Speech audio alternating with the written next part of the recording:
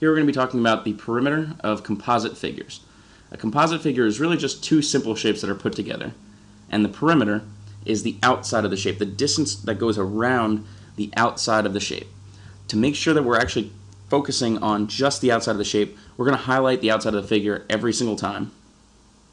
Sometimes we're going to have missing sides that we're going to need to find, so we're going to fill in those missing sides, and then we're going to add up all of the sides that we have. Again, it's just the distance that goes around the border of the shape, so we're going to highlight it and then add up all the sides after we find whatever's missing. All right, so on the first problem, it's asking what's the distance around the circle. That's just another way to say what's the perimeter of the circle. The distance around is just talking about the perimeter. So here I highlighted the distance around the circle. Another word for that is the circumference. And we can find that pretty easily. They tell us that 8 is halfway across the circle, or 8 is the radius here. So we're really just finding the circumference of the circle. We're going to use this equation, 2 times pi times r. You have another equation on your formula sheet that just says pi times d. That's pi times diameter. Since they give us the radius, I'm going to use this equation, but they're the exact same equation. You could use either one. If you wanted to double the radius and make it the diameter, you could, and then use the second equation, but it's the exact same thing as this. You can see that you're multiplying by 2 here, basically to change that radius into the diameter. So we're going to do 2 times pi times 8, which is our radius. And we're really just going to multiply those three numbers together. That gives us 50.24 yards. So that's the total distance that goes around that circle. The second problem says find the distance around this shape. So this is really just a half a circle. It's cut directly in half. We want to find the distance around, so that's this blue side plus the distance around this curved part, the distance around the half circle. So we have our blue side plus our red curved side. That's the diameter. That's going all the way across. Actually, they tell us the diameter here. They tell us the diameter the entire way across is 8 plus this half circle. So it's a little bit similar to the previous one. We're just going to shorten this into an equation. D is the diameter. Really, we're going to substitute 8 in place of that. And then 1/2 of the circumference. It's 1/2 of a circle. So instead of finding the whole circle, instead of finding the entire circumference, we're just going to find half of the circumference. We're going to multiply that times 1/2. So 8, like I said, is the diameter. That's just going to be in place of D, plus 1/2 times our circumference. Here I'm going to use the equation pi times diameter, pi times 8, because that's the whole way across the circle. And I'm really going to follow order of operations here. I'm going to multiply all of these together first. 1/2 times pi times 8 is 12.56. And then we add those two together, 8 plus that 12.56, and that's 20.56 centimeters.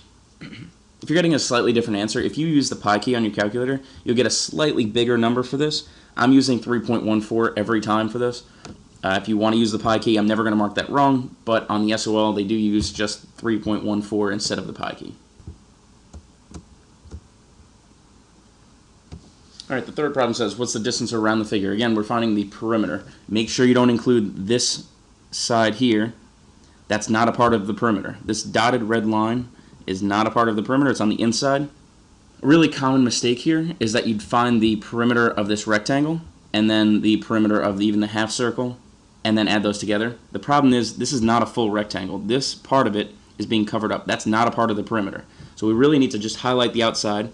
Alright, so here we have 3 blue sides plus our curved red side. So we have 3 just straight lines that we should already know. Really, this is 14, this is 20, and since this is a rectangle, directly across from this, that also has to be 20. So we have 20, 14, and 20, and then we have this half circle, which we're going to find exactly like we did on the previous question. So it's 14 plus 20 plus 20. Those are the blue sides. We don't include this extra 14 here. That's not a part of it, but we are going to use that to find the circumference of the half circle. We're going to use that exact same equation, 1/2 times the circumference. Here I'm using pi times the diameter. Diameter is 14 because directly across from this side we have this blue side. Those are exactly the same. So the diameter of the circle is 14. So really I'm just going to multiply that out. 14 plus 20, none of that changed, plus 21.98. That's after multiplying those three. And that gives us a total of 75.98. And I was a little bit sloppy there. You should have centimeters written on there. The units should always be just the length. It's not units squared like with area. It's just whatever these units are, because we're just measuring the distance around, so we're just measuring that in centimeters.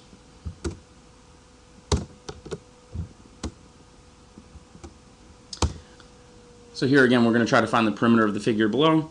I have it highlighted, and I have these sides corresponding in color because they're directly across from each other. That's going to be helpful to find these two missing sides. Here I have X and Y labeled there, just because those are missing. Those are the two sides that we need. We have everything else. We have 4, 5, 8, 3, and then we have these two missing sides. I'm going to find the red one first. I'm going to find this X first. And the way we're going to do that, we're going to look directly across from this X, and we see that that side lines up with this side. That's 8 centimeters long.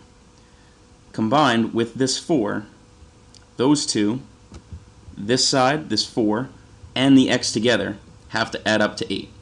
Those are the same exact length. This plus that, those two sides added together are the exact same thing as that 8. You could write this equation, or you can just kind of think backwards. If this is 4, and this is some number we don't know, but they add up to 8, what does that number have to be? Really, that's what this equation is saying. 4 plus some number we don't know equals 8. That number has got to be 4. 4 plus 4 equals 8. One confusing thing about this, they don't look the same at all. Those two sides actually really are not the same on the picture. You never want to go just by the picture. You never want to just guess at it. You don't want to really just use your judgment. You really want to use math to figure that out. You want to think about what plus this side would give us the side across from it. This plus some number, it's got to be 4, to give us 8. We're going to do the exact same thing using the blue. This side is 3 plus some y that we don't know yet. We know that those two add up to 5. So 3 plus some number, 3 plus this equals 5. That number has to be 2. And now we have our missing sides. Our x is 4, our y is 2. And now we're just going to add all of those up. And that gives us a total of 26 centimeters. The next one asks the question a little bit differently. It says, how much ribbon would it take to go completely around the perimeter of the figure? It's still asking the same question. It's saying, what is the distance all the way around this figure? So here, again, we want to ignore this side in the middle. This green and blue dotted line here. That's not a part of the perimeter, but we are going to use that to find this green curved side, that half circle. So first off, I just want to lay out what we need. We need this green, we need these two red sides, and we need the blue. Actually, we're given all of the blue sides. We know that this has to be the exact same as that. Those two are identical because that's really a rectangle on the bottom, so that's also a 2. Now we just need this green side.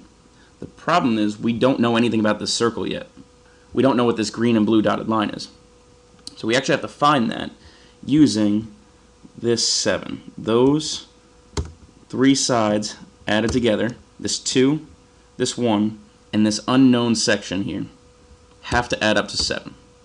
So 1 plus 2, which is 3, plus some other number, adds up to 7. That number has to be 4. So that's what we're going to use to find the perimeter of that half circle. We're going to use 4 as the diameter. 4 is this entire length across here. So we're going to use 1/2 times the circle, again, because it's just a half circle, it's not a full circle. And we're going to do 1/2 times pi times diameter. That's the equation I'm using, pi times diameter. That gives us 6.28. And now we have all of our missing sides. We're just going to add all of those up. 6.28 is the green, the 2 red ones, that's 2 and 2, and the 3 blue ones, 7, 1, and 2. Again, we don't use this 4 here. We just use that to find the circumference of the circle. And you add all of those up, you get 20.28 centimeters. Last one on the front says, how many centimeters create the border of the figure? Really the same question. The border of the figure is talking about the perimeter. This one's a little bit tricky because here we have a slanted side that we actually don't know. A lot of people think that maybe since it's across from this is 8, but you can see those actually don't line up. Even if we turn this, actually you could see 8 is going to be shorter than that. And you should know that because Pythagorean theorem says that this side, this height here, has to be shorter than the hypotenuse. That's what we're going to use to find this green side. We know that this is 8, so this is 8. We're really going to look at a triangle here. This is 8, that's the height.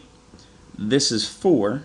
I know that because this whole thing is 14, and it tells me that up to here, and it tells me that up to this point is 10. Up to this red line is 10. this extra part needs to be 4. 4 plus that 10 adds up to this total of 14. That extra part has to be 4. So we have this triangle. It's a right triangle because we have that little box in the left corner. And we're going to use Pythagorean theorem to find that missing side. A squared plus b squared equals c squared. We're given the two short sides. We want to find the slanted side. Anytime you need to find a slanted side, you know you need to use Pythagorean theorem. It's not just straightforward. It's not the same as this because this one's going straight up and down. That one's kind of slanted. So now we're just going to plug into the formula. A is our shortest side, 4 squared plus 8 squared. That's 16 plus 64. That's 80. That gives us c squared. We really want to find c. Actually, you should know 80 is way too big for that side. We're going to do the square root of that number. That gives us that c, this side, is 8.94. Now we have all of our missing sides. We have this red one, the two blue ones, 8 plus 10 plus 14 plus the side that we just found. That's 8.94. And we add all of those up. That's 40.94 centimeters.